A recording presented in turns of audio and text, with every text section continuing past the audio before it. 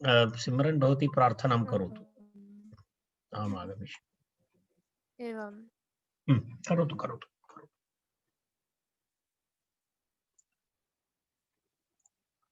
महेश्वरा व्याकरणं प्रोक्तं तस्मै पाणिनये नमः।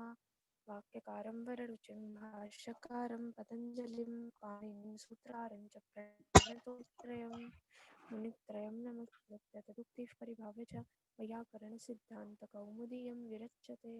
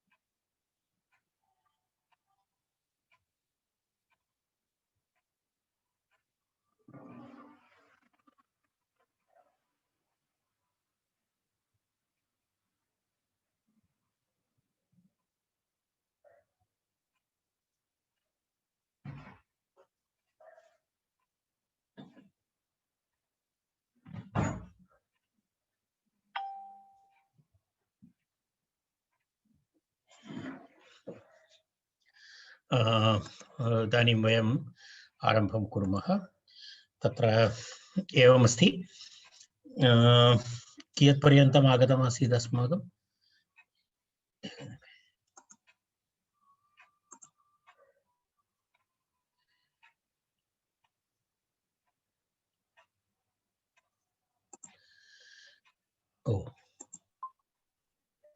कुत्र स्मः वयं?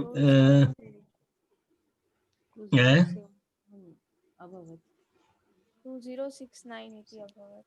एवं पुस्तकं मम लैपटॉप परिवर्तनं मम ह्यः सायं मम ओरिजिनल लैपटॉप समस्या जाता, तेन अहम् अपर लैपटॉप तः कार्यं कुर्वन् अस्मि। तेन मम पेन ड्रैव मध्ये अस्ति भवतां टेक्स्ट इत्यादिकम्। एकनिमेषः।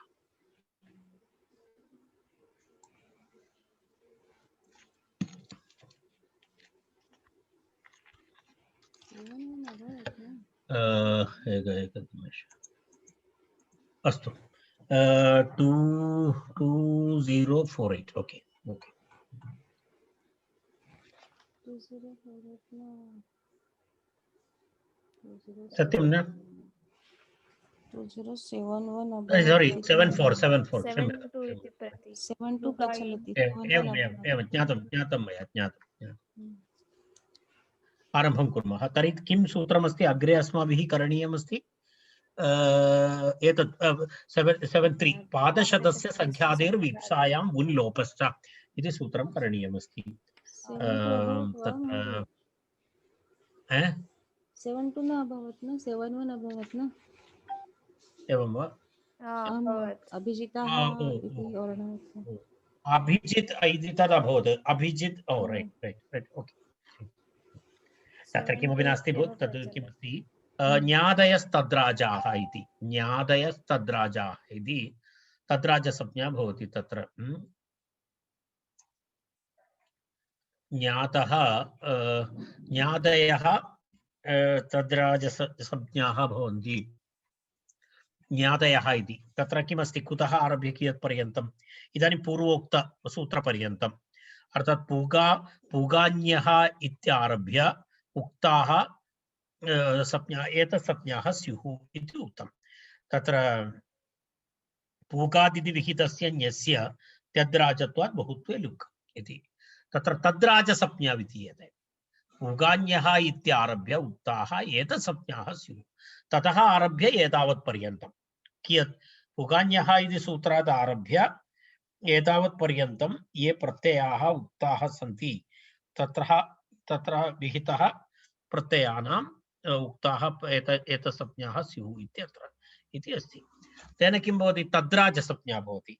तद्राजसंज्ञा भवति चेत् तत्र किं भवति तद्राजसंज्ञा भवति चेत् तत्र प्रत्ययस्य लुक्लोपः भवति बहुवचने तद्राजस्य बहुषु तेनैव अस्त्रियाम् इति तत्र नियमः अस्ति तेनैव अस्त्रियाम् इति बहुषु लुक् भवति बहुवचने तद्राजसंज्ञकस्य बहुवचने किं भवति लुक् लोपः भवति लुक् लोपः भवति इति नियमः तत्र तर्हि लुक् लोपः भवति चेत् तत्र किं भवति तत्र तदेव तत्र लोहितध्वज्यः इति तत्र प्रयोगः भवति खलु एकवारं पश्यतु तत्र वयं पठितवन्तः तत्र एकनिमेषः पूगान्योप्रमाण तत्र अस्ति ग्रामणे पूर्वादि तत्र कथं रूपं भवति लौहितध्वज्यः इति प्रयोगः भवति तत्र किमर्थं ञ इति प्रत्ययः भवति तर्हि ञित् अस्ति इति कृत्वा आदिवृद्धिः अपि भवति तर्हि तस्य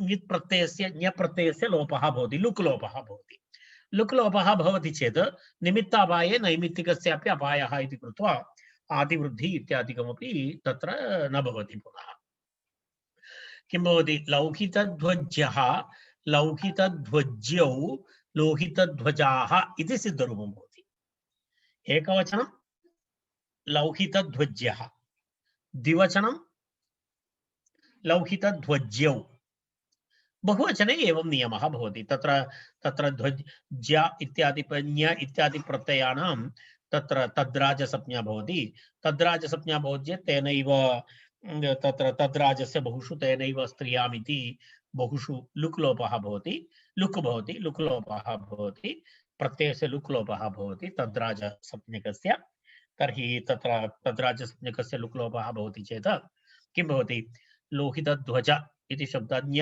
आसीत् पूर्वं तस्य ञ प्रत्ययस्य लुक् लोपः भवति चेत् पूर्वमिव लोहितध्वजः इति ध्वजः इति भवति आदिवृद्धि पुनः न भवति किमर्थं तत्र प्रत्ययस्य लुक् लोपः जातः प्रत्ययलोपे प्रत्ययलक्षणं नास्ति तत्र लुक् लोपः भवति खलु प्रत्ययस्य लुक् सुलुलुपः इति सूत्रं स्मरन्तु तावदेव एवं पूर्वोक्त कपोत तत्र कपोतपाक्यः कपोतपाकाः इति भवन्ति कौञ्चायनाः भवन्ति वृद्धायनाः भवन्ति तत्सर्वं पूर्वम् अस्माभिः पठितमस्ति तत् केवलं बहुवचने तत्र प्रत्ययलोपः भवति इति एतस्य अर्थः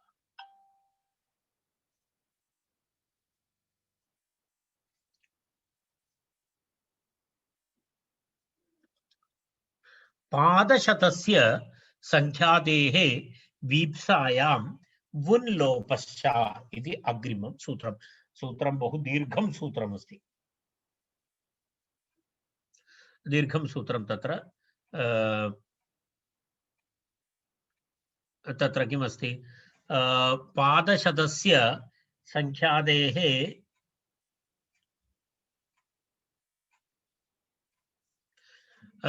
संख्यादेः वीप्सायां वुन् लोपश्च इति तत्र दृश्यते पदच्छेदः तु एवं भवति पादशतस्य संख्यादेः वीप्सायां वुन् लोपः च इति पदच्छेदः वुन् लोपः च इति पदच्छेदः पादशतस्य संख्यादेः वीप्सायां वुन् लोपः च इति पदच्छेदः तत्र एवमस्ति अनुवृत्ति इति तथा नास्ति अधिकाराः सूत्राणि सन्ति तद्धिताः ज्ञाप्रातिपदिकात् इत्यादि अधिकारसूत्राणि तत्र भवन्ति तत्र एतस्य सूत्रस्य वैशिष्ट्यं नाम भवन्तः सूत्रसंख्या पश्यतु इदानीं तृतीयपादः समाप्तः चतुर्थपादस्य आरम्भः जातः अर्थात् पञ्चमाध्यायस्य चतुर्थपादः आरभ्यते इतः तेन किञ्चित् वैशिष्ट्यमस्ति इति एतस्य सूत्रस्य एकं वैशिष्ट्यम् अन्तिमपादः एतेन सह अस्माकम् एतत् प्रकरणं समाप्तं भवति तत्र अधिकसूत्राणि न सन्ति किञ्चित् 6-7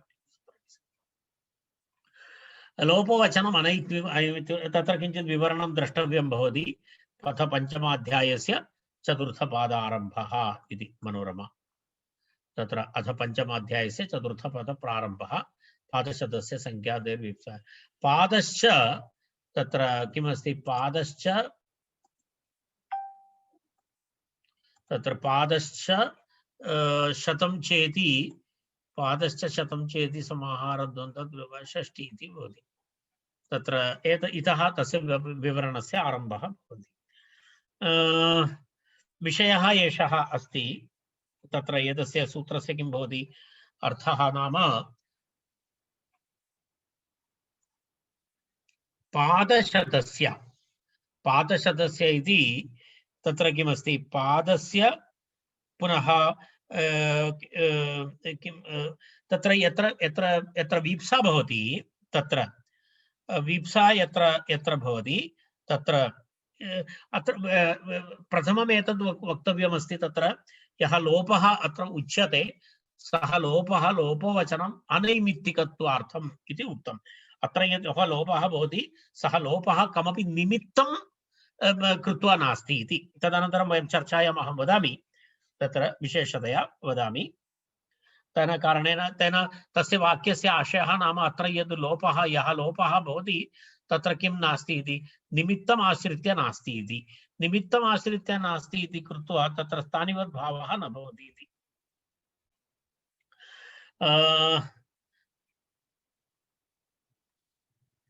तत्र सूत्रस्य सामान्यार्थः तु एवं भवति। एकवारं पश्यामः।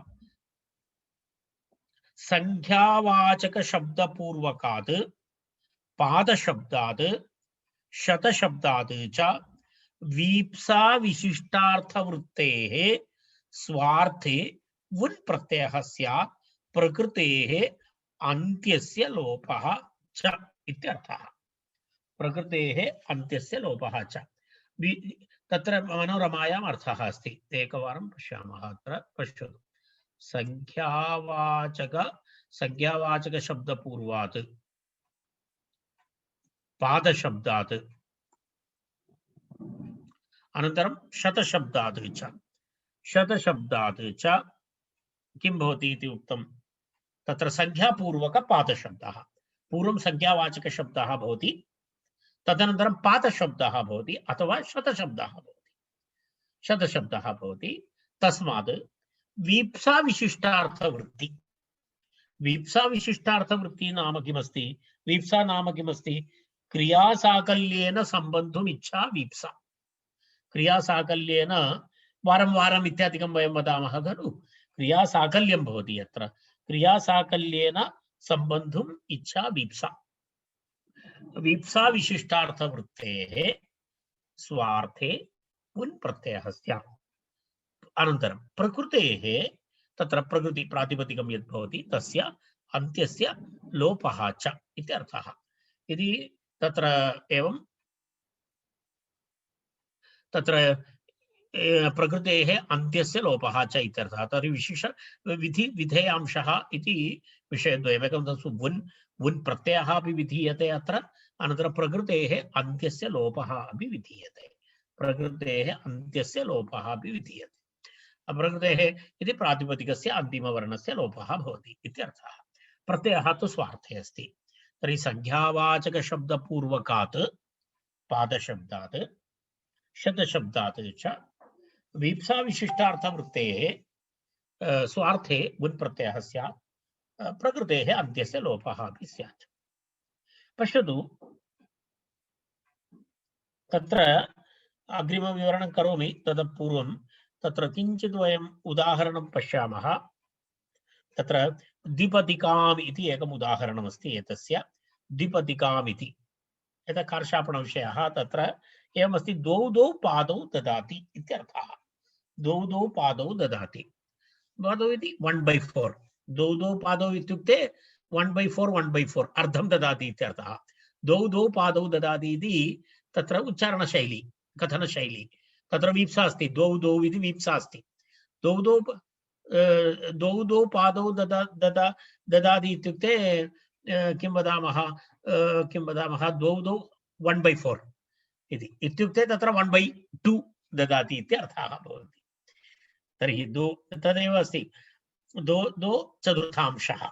वस्तुतः दो तद् चतुर्थांशः ददाति इति अस्ति। अत्र द्वि औ अस्ति, पाद औ अस्ति। तर्हि द्विपाद इति भवति। द्विपाद इति भवति।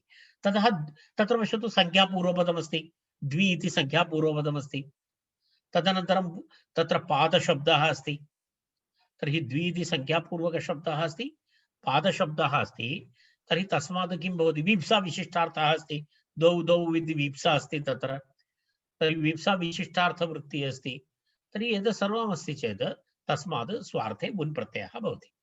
तर्हि द्विपाद द्विपाद वुन् इति भवति।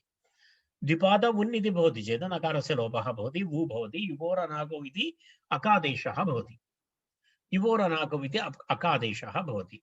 तर्हि द्विपाद अक इति भवति, रैट्, द्विपाद अक इति भवति। इदानीं सूत्रे अपरः अपि विधेयांशः अस्ति। कः विधेयांशः अस्ति सूत्रे? अन्त्यस्य वर्णस्य लोपः भवति इति अस्ति। अर्थात् द्विपाद शब्दस्य दकार उत्तर अकारस्य लोपः भवति इति अस्ति। तत्र दकार उत्तर अकारस्य लोपः भवति इति अस्ति।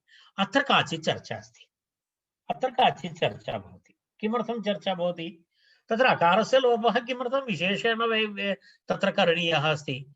अन्यदापि अक इति भवति चेत्, अक इति भवति चेत् तद् निमित्तीकृत्य अ इति निमित्तीकृत्य यस्येति च इति सूत्रेण द्विपाद शब्दस्य अन्तिम अकारस्य लोपः भवत्येव। यस्येति च इति सूत्रेण अकारस्य लोपे प्राप्ते सति पुनः सूत्रे विशेषरूपेण तत्र अन्तिमवर्णस्य लोपविधानं किमर्थं, तद्व्यर्थमस्ति खलु इति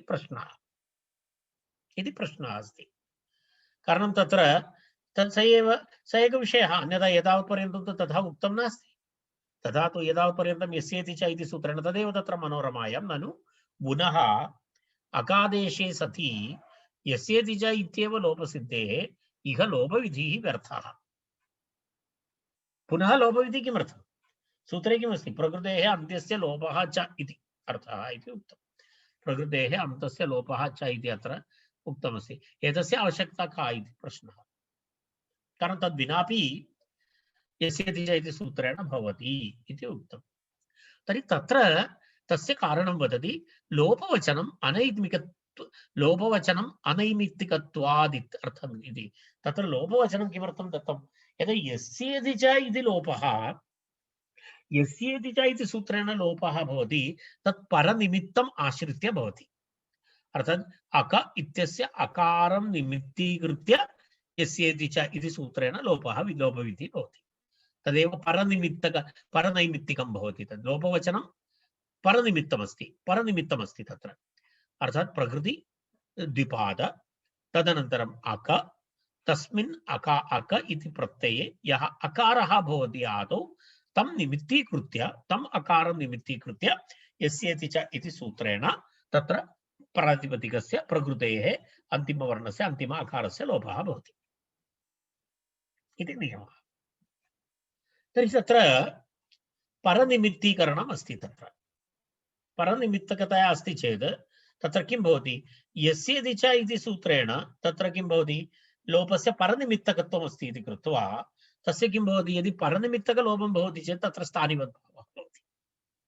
स्थानिवद्भावः अचपरस्मिन् पूर्वविधौ इति तत्र स्थानिवत्वात् किं भवति? पादः पतिति पदादेशः न स्यात् इत्यर्थः। तर्हि पदादेशः तत्र आवश्यकः, पदादेशः अन्यथा न भवति इति। तत्र वुन् प्रत्ययस्य तत्र यदा परनिमित्तकं भवति चेत् तत्र किं भवति? तत्र अचपरस्मिन् पूर्ववधौ इति तत्र नियमः भवति। तस्मात् तेन नियमेन तत्र पादशब्दस्य स्थाने पादः पत् इति आदेशः भवितुं तत्र समस्या न भवति इत्याशयः। तत्र तेन किं भवति? द्विपाद इति द्विपाद अक, तत्र द्विपाद अक इति भवति। द्विपाद अक इत्यस्य पुनः द्विपाद अक इति भवति। तस्य पुनः पादः पत् इति सूत्रेण तत्र द्विपद इति भवति, पदादेशः भवति। पदादेशः भूत्वा तत्र द्विपद इति शब्दात् पुनः द्विपदिका प्रत्ययस्तात् पूर्वस्य टापु प्रत्ययः भवति। प्रत्ययस्तात् पूर्वस्य इदाप्यसुपः इति सूत्रेण तत्र एतत् सर्वं भूत्वा द्वितीय एकवचनं रूपं तत्र दत्तमस्ति द्विपदिकाम् इति तत्र रूपं दत्तमस्ति। एषः विषयः अस्ति तत्र, तदर्थमेव लोपवचनं तत्र विशेषतया कृतमस्ति। तदेव ननु पुनः अकादेशे सति यस्येति च इत्येव लोपसिद्धेः, एतदेव अहं पठन् अस्मि। एतदेव मनसि निधाय आचार्यः, एतावत् मनसि निधाय अत्र आचार्यः उक्तवान् लोपवचनम् अनैमित्तिकत्वार्थम् इति, एतं वाक्यमेव। अतः न स्थानिवत्, अचः परस्मिन् पूर्वपदे न स्थानिवत्, तेन पादः पद् इति तत्र प्राप्तिः भवति, अन्यथा तत्र प्राप्तिः न भवति, अन्यथा तत्र तस्य प्राप्तिः न भवति। तर्हि तदेव तत्र मनसि निधाय आचार्यः लोपवचनम् अनैमित्तिकार्थमिति, यस्येति च इति लोपस्य परनिमित्तकस्य परस्मिन् इति स्थानिवत्वात् पादः पद् इति पदादेशः पुनः न स्यात्। तत्र अस्य तु लोपस्य परनिमित्तकत्व अभावेन स्थानिवत्व अप्रसक्तात् पद्भावः निर्बाधः इति तस्य आशयः। एवं भवति। तेन इदानीं रूपं किं भवत्, तत्र द्वौ पादौ ददाति इति द्विपदिकाम् इति, तत्र वैशिष्ट्यं नाम द्वितीय एकवचनस्य रूपं दत्तमस्ति तत्र द्विपदिकाम् इति। एवमेवं द्वौ शतं, द्वे शतम् इति, न द्वे शतं दत्तमिति ददाति इति तत्र द्विशतिकाम् इति, द्वे शते ददाति, द्वे शते ददाति इत्यर्थे तत्र द्विशतिकाम् इत्यपि रूपं भवति। तत्र पुनः तत्र इतोपि एकः विषयः अस्ति, वीप्सा।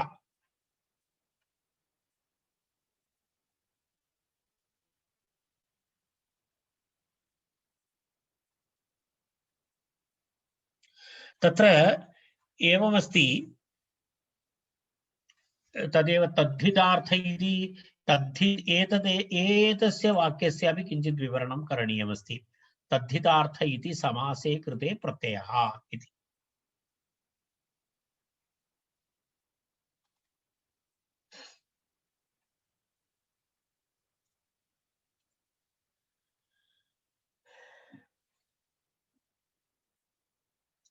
तत्र तद्धितार्थसमासः कथं भवति इति एकः प्रश्नः अस्ति। कुत्रापि मनोरमायां विवरणं दत्तमस्ति वा इति पश्यन् अस्मि। न च वीप्सायाः प्रकृत्यर्थविशेषणतया गुणः अर्थाभावात् कथम् इह तद्धितार्थ इति समासः भवति। वुन् इति प्रत्ययः अस्ति। वुन् इति प्रत्ययः अत्र स्वार्थे अस्ति। वुन् इति प्रत्ययः स्वार्थे अस्ति। तर्हि द्वौ पादौ इति तत्र समासः भवति। कीदृशः समासः भवति, कथं समासः भवति? तद्धितार्थ उत्तरपद समाहारे च इति सूत्रेण तत्र समासः भवति। तर्हि प्रश्नः एषः अस्ति, वुन् प्रत्ययः तत्र अस्ति, तस्य तद्धितार्थः तु नास्ति, तद्धितार्थः तत्र नास्ति। तर्हि वुनः अर्थाभावात् कथमिह तद्धितार्थ इति समास इति वाच्यम्। तर्हि वुनः द्योतकतया द्योत्यार्थेनैव अर्थवत्वात् इति तत्र एकं विवरणं दत्त्वा आचार्यः तं विषयं तत्र समापयति। तद्धितार्थः डैरेक्ट् नास्ति, परन्तु तत्र तद्धितार्थः द्योतितः भवति। पुनः द्योतकतया द्योत्यार्थेनैव अर्थवत्वात् इति। वस्तुतः साक्षात् तत्र स्वार्थः अस्ति, परन्तु तत्र एक द्योतकत्वम् आरोप्य तत्र समासः क्रियते। अन्यथा समासः न भवति। अन्यथा तत्र समासः भवितुं नार्हति, कारणं तत्र तद्धितार्थः तु नास्ति। परन्तु तद्धितार्थे तदेव मनोरमाकारः वदति, तत्र तद्धितार्थसमासः न भवति इति न वाच्यं। पुनः द्योतकतया द्योत्य अर्थेनैव अर्थवत्वादिति एकं किञ्चिदेवम् एकं वर्णनं कृत्वा आचार्यः तं विषयं परिष्करोति तत्र। अस्तु नाम अग्रे गच्छामः। विषयः एषः अग्रिमः अत्र अस्ति। तत्र एतस्मिन् सूत्रे पादशतग्रहणम् अनर्थकम् इति वार्तिककारः। कारण एवं पादशब्दस्य प्रयोगे अथवा शतशब्दस्य प्रयोगे एव वुन् प्रत्ययः भवति इति तु न दृश्यते। यथा कालान्तरे तदा अन्यत्रापि दर्शनात् इति अस्ति। तस्मात् तत्र तस्य किं भवति, प्रत्याख्यानं करोति वार्तिककारः। सूत्रे पादशब्दस्य तथा शतशब्दस्य ग्रहणम् अनर्थकमस्ति अन्यत्रापि दर्शनात् इति। अन्यत्रापि दर्शनात् इति तत्र पश्यतु, द्विमोदकिकाम् इति एकम् उदाहरणं ददाति। द्विमोदकिकाम् इति उदाहरणं ददाति। तत्र पश्यतु, मोदकशब्दः अस्ति, मोदकशब्दः अस्ति, न तु शतशब्दः न तु पादशब्दः। तथापि तथा रूपं दृश्यते लोके, प्रयोगे दृश्यते। प्रयोगे दृश्यते इति कृत्वा द्वि मोदके द्वे मोदके ददाति इत्यर्थे द्विमोदककाम् इति प्रयोगः अस्ति।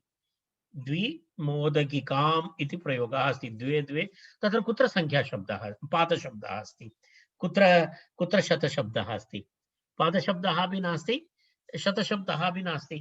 तथापि तत्र किमस्ति, वुन् प्रत्ययः आगतः अस्ति।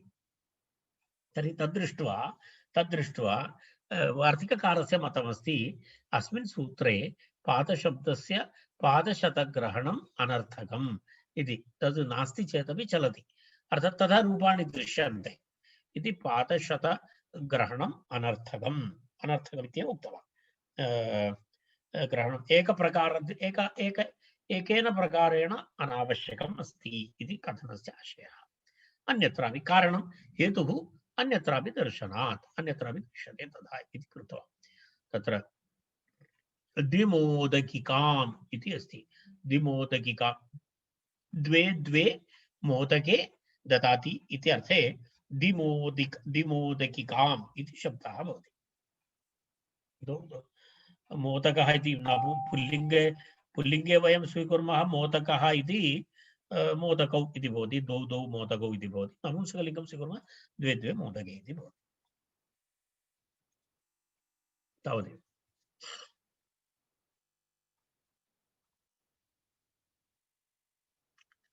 दण्डव्यवसर्गयोश्च इति अग्रिमं सूत्रम्। दण्डव्यवसर्गयोश्च।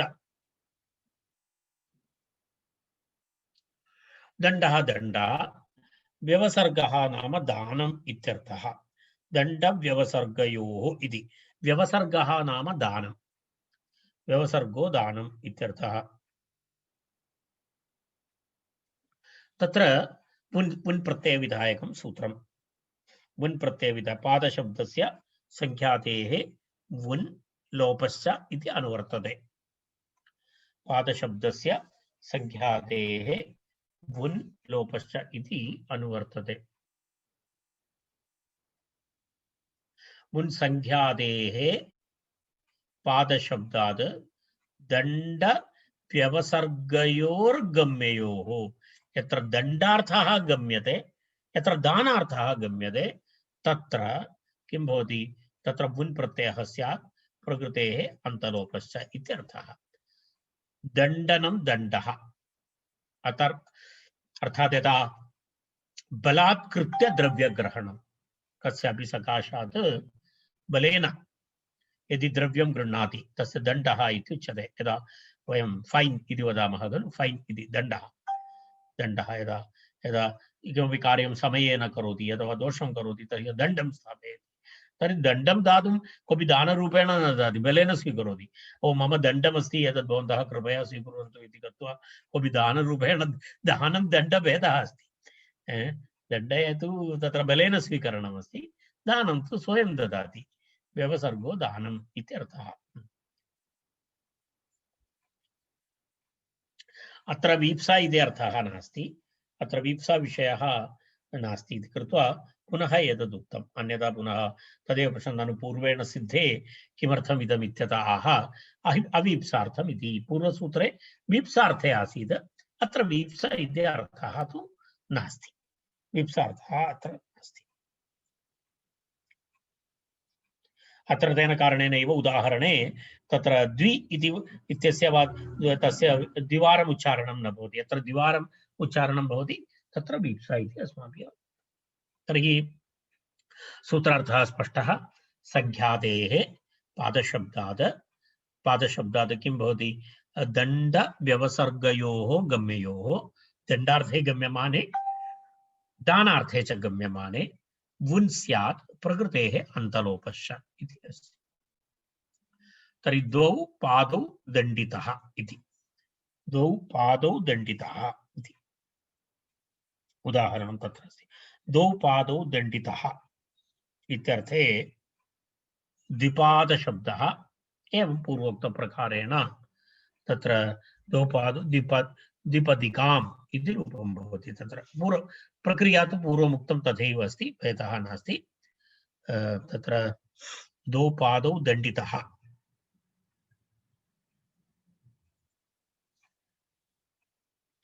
तस्य दो चतुर्थांश इत्युक्ते 1/4 1/4 तस्य दण्डः कृतः इत्युक्ते 1/2 कृतः इति तस्य दण्डः कृतः इति।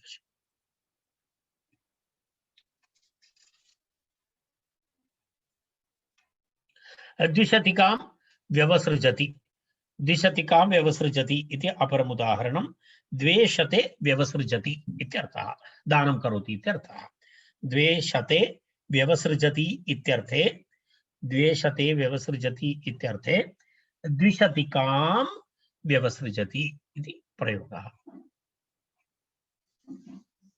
द्वे शते व्यवसृजति, द्विशतशब्दः, द्विशतशब्दात् वुन् भवति चेत् अक आदेशः, द्विशत अक, तत्र अन्तिम एतस्य लोपः अकारस्य, तर्हि द्विशत् अक द्विशतक।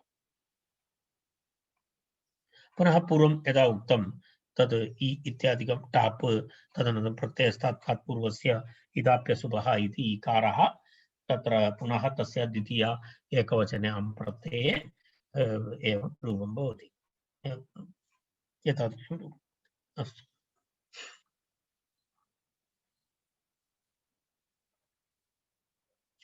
दण्डव्यवसर्गयोश्च इत्यर्थः। स्थूलादिभ्यः प्रकारवचने खन्, पूर्वं प्रकारवचने जातीयर् प्रत्ययः अस्माभिः कृतः अस्ति, तस्य अपवादः अस्ति एषः। स्थूलादिभ्यः प्रकारवचने कन्, प्रकारः प्रकारं दर्शयति एवमस्ति इति। स्थूलादिभ्यः प्रकारः भेदः सादृश्यं च इति व्याख्यानात् इति मनोरमाकारः। प्रकारः नाम भेदः सादृश्यं च इति। तद्वदि वर्तमानाद् यथा योगं कन् इत्यर्थः। तत्र एवमस्ति। स्थूलादिभ्यः प्रकारवचने तत्र एवं सूत्रार्थः भवति। स्थूलादि प्रातिपदिकेभ्यः प्रकारार्थे गम्यमाने कन् प्रत्ययः स्यात् इत्यर्थः। स्थूलादि प्रातिपदिकेभ्यः तत्र एतदस्ति खलु, गणपाठः द्रष्टव्यः भवति। स्थूलादिगणः भवति। स्थूलादिभ्यः प्रकारवचने कन् इत्यत्र स्थूल, अणु, माशेषु इत्यादि शब्दाः भवन्ति। तत्र यव इत्यादि भिन्न शब्दाः भवन्ति। तेभ्यः शब्देभ्यः, स्थूलादिगणपठितशब्देभ्यः प्रकारवचने प्रकारार्थे गम्यमाने किं भवति? प्रकारार्थे गम्यमाने कन् प्रत्ययः भवति इत्यर्थः। यदा उदाहरणं तत्र स्थूलकः इति उदाहरणं दत्तमस्ति। पुनः किमस्ति? स्थूलकः, अणुकः, एते सर्वे शब्दाः तत्र सन्ति। स्थूल, अणु इत्यादि तत्र अस्ति। तर्हि स्थूलकः इत्यस्य किं भवति? स्थूलप्रकारः अस्ति। स्थूलप्रकारः इत्यर्थे स्थूलशब्दात् कन् प्रत्ययः भूत्वा स्थूलकः इति रूपं भवति। स्थूलशब्दात् कन् इति कस्मिन् अर्थे? प्रकार इत्यर्थे भवति। स्थूलशब्द स्थूलप्रकारः। स्थूलप्रकारः इत्युक्ते सादृश्यम् इत्युक्ते स्थूलः इव बलवान् इत्यर्थः। स्थूलप्रकारः इत्युक्ते सादृश्यम् इति उक्तं खलु पूर्वं। सादृश्यमिति उक्तं तत्र तत्र स्थूलः इव बलवान् इत्यर्थे तदेव स्थूलप्रकारः इति स्थूलकः इति स्थूलकः इति अणुकः अणु इव लघु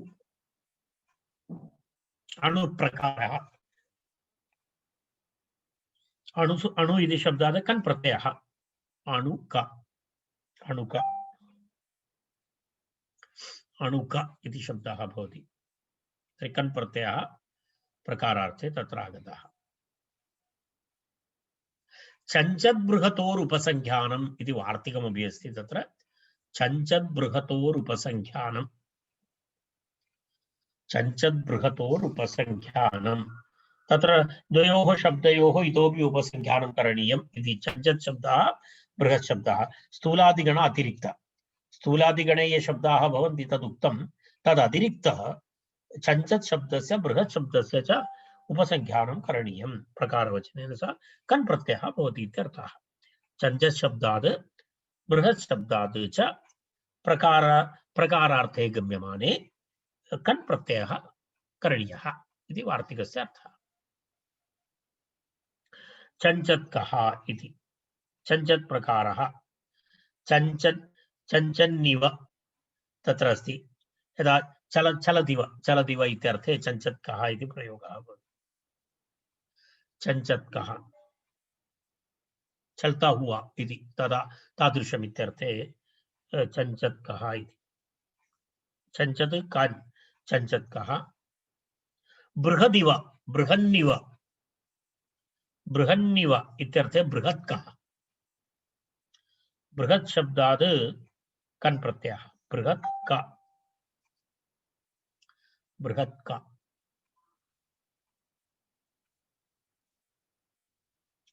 इतोपि एकः शब्दः सुराया अहौ इति तत्र एकं वार्तिकम् इतोपि अस्ति सुराया अहौ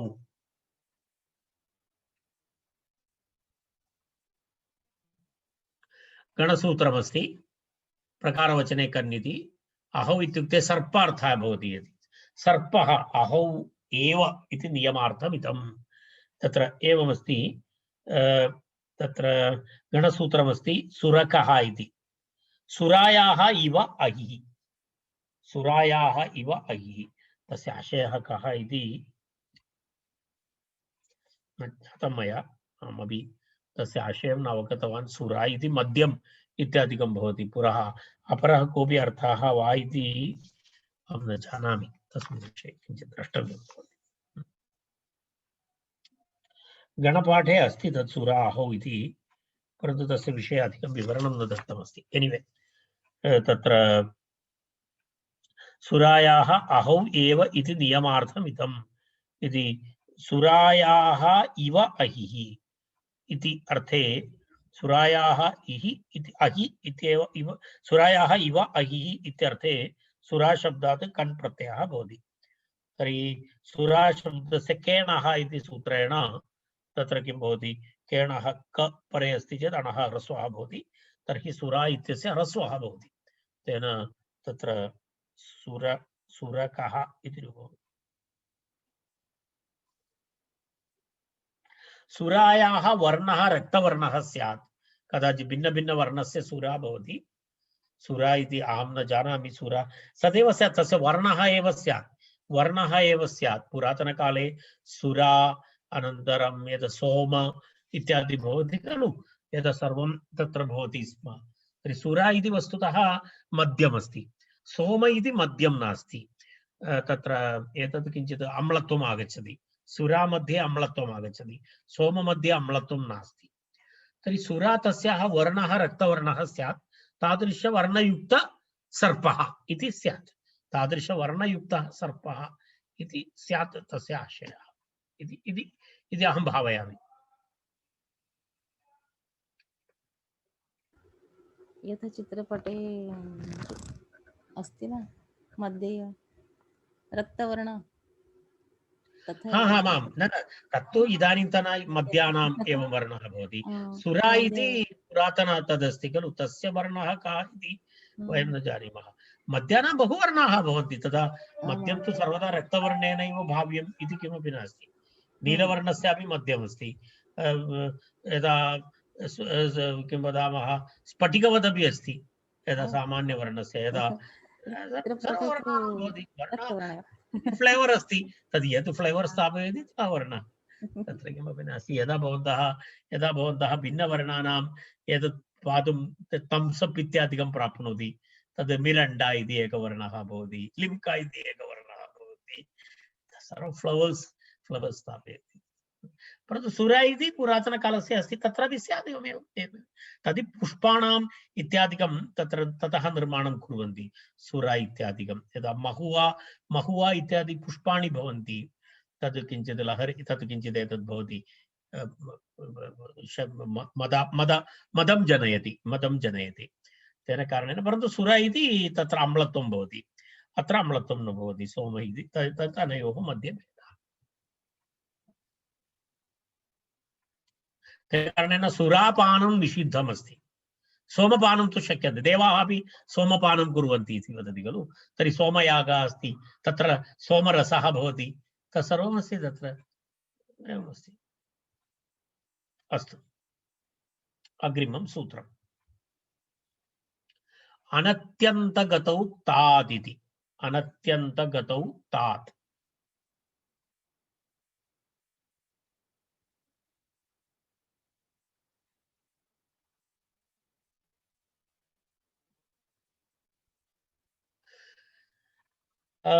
अस्ति एवं अनत्यन्तगतौ तात् इति, तप्रत्ययान्तात् इत्यर्थः। तप्रत्ययान्तादर्थः न अत्यन्तगतौ इति, अनत्यन्तगतौ इति वा तदा स्यात्। भवति अत्यन्तगतिः, अशेषावयवसम्बन्धः। अत्यन्तगतिः, अत्यन्तगतिः इति माने परस्परं अशेषावयवसम्बन्धः इत्युक्ते पूर्णं, तत्र पूर्णसम्बन्धः भवति। तदभावः अनत्यन्तगतिः। तस्यां गम्यमानायां तान्तात् कन्नित्यर्थः। यत्र यत्र यत्र यत्र छिन्नता भवति, यत्र भिन्नता भवति, तत्र तदेव अत्यन्तगति इत्युक्ते छिन्नभिन्नता इत्यादिकं किमपि न भवति, सरलं भवति। यत्र ब्रेक् भवति तत्र अनत्यन्तगति इत्युच्यते। अनत्यन्तगति इत्युच्यते। तदेव मनोरमायामस्ति, मनोरमायां दत्तमस्ति, पश्यतु। अत्यन्तगतिः अशेष अवयवसम्बन्धः, तदभावः अनत्यन्तगतिः। तस्यां गम्यमानायां क्तान्तात् कन् इत्यर्थः। क्तान्तात् कन् इत्यर्थः। तत्र पश्यतु, उदाहरणेन स्पष्टं भवति। कन् प्रत्ययविधायकं सूत्रं छिन्नकम् इति अस्ति। छिन्नकं मध्ये मध्ये कर्तितमस्ति इत्यर्थः। छिन्नकम् इति किञ्चित् अवयव अवच्छेदेन छिन्नम् इत्यर्थः। छिन्नमस्ति अर्थात् अत्यन्तगतिः नास्ति, मध्ये मध्ये मध्ये कुत्रचित् छिन्नता अस्ति इति, तदर्थं छिन्नकम् इति वदति। छिन्नकम्, टुटफुट इत्यर्थः। यदा इदानीन्तन नवीन फैशन अस्ति, तादृशं छिन्नकं जीन्स् इत्यादिकम् आगच्छति। तद्दृष्ट्वा मम पुत्री तदा तादृशवस्त्रं धृतवती। अहं पृष्टवान्, भवत्याः एतावत् दारिद्र्यम् अभवत् वा? तर्हि सा माम् उक्तवती, एतद् इदानीन्तन फैशन अस्ति महोदय, भवान् न जानाति इति उक्तवान्। अस्तु, अहं न जानामि इति अङ्गीकृतवान्। किं कर्तुं शक्नोमि। तर्हि तस्य मध्ये मध्ये मध्ये मध्ये छिद्रं भवति। तर्हि छिन्नकं वस्त्रं, तर्हि छिन्नकं वस्त्रम् इति अनत्यन्तगतिः अस्ति। तत्र अनत्यन्तगतिः अस्ति। छिन्नकं नाम पूर्णं छिन्नकं न भवति, तदा दृश्यते, तदा छिन्नकमिव दृश्यते, तथा अस्ति। दृष्ट्वा मम आश्चर्यम् अभवत्। अस्तु, छिन्नकमिति, एवमेवं भिन्नकम् इति शब्दः, एवमेवं भिन्नकम् इति शब्दः, एवं भिन्नकमित्यपि तादृशमेव अस्ति। किञ्चित् भिन्नमिव, किञ्चित् भिन्नमिव इत्यर्थे भिन्नकम् इति। किञ्चित् भिन्नमिव इत्यर्थे भिन्नकम् इत्यर्थः। भिन्नशब्दात् कः प्रत्ययः भवति। छिन्नकं भिन्नकम् इति अस्ति।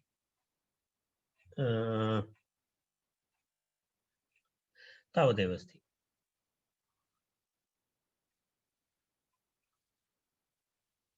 इदानीं वयं अत्र तिष्ठामः। बहु समयः जातः, घण्टाद्वयम् अभवत्। कण्टिन्यूस् चलति।